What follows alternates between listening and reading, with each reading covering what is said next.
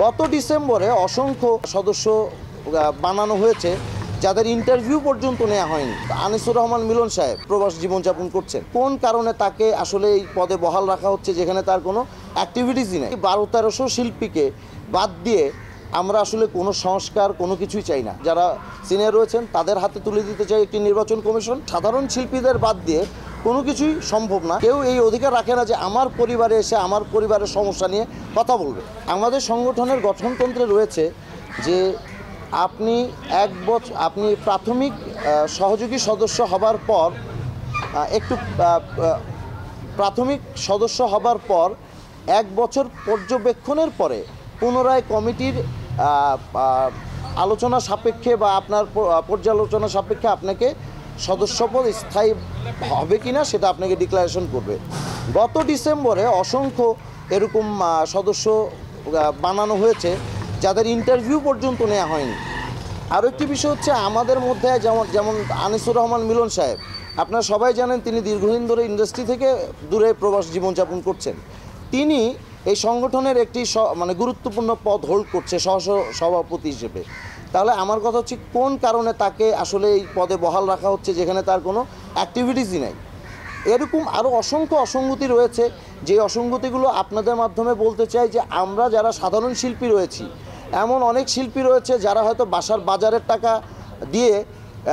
টাকা না দিয়ে তারা আসলে সংগঠনের চাঁদাটা পরিশোধ করেছে এই সংগঠনটাকে অ্যাক্টিভ রাখতে বা নিজের সদস্যপদটাকে বহাল রাখতে।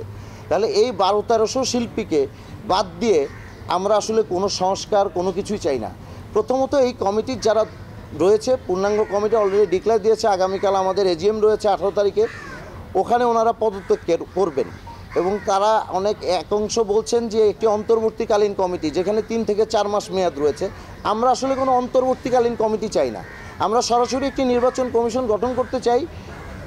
অবিতর্কিত নিরপেক্ষ যারা রয়েছেন, আমাদের অগ্রজ যারা সিনিয়র রয়েছেন তাদের হাতে তুলে দিতে চাই একটি নির্বাচন কমিশন এবং অতি দ্রুত নির্বাচন প্রক্রিয়ার মাধ্যমে যারা নির্বাচিত হয়ে সাধারণ মেম্বারদের ভোটে নির্বাচিত হয়ে আসবেন তাদেরকে আমরা স্বাগত জানাই।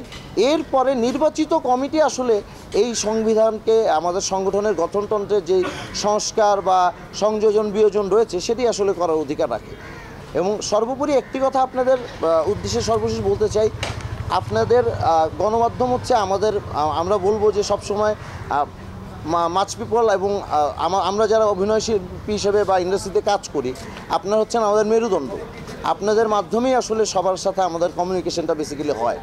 সো আপনাদের অনুরোধ করব যে আমার কাছে সংগঠনের গঠনতন্ত্র এবং দুপক্ষের যে চিঠি চালাচালি হয়েছে বর্তমান কমিটি এবং আমাদেরই ভেতরে যে একটি অংশ যারা বলছেন, এই সব ধরনের ডকুমেন্টস আমার কাছে রয়েছে। যদি আপনারা প্রয়োজন মনে করেন, আই হ্যাভ ইট প্রুফড, এই ডকুমেন্টসগুলো নিয়ে আপনারা যাচাই বাছাই করে আপনারা এই জিনিসটা আমার বক্তব্য হচ্ছে সাধারণ শিল্পীদের বাদ দিয়ে কোনো কিছুই সম্ভব না এবং সংগঠনের সদস্য ব্যতীত কেউ এই অধিকার রাখে না যে আমার পরিবারে এসে আমার পরিবারের সমস্যা নিয়ে কথা বলবে।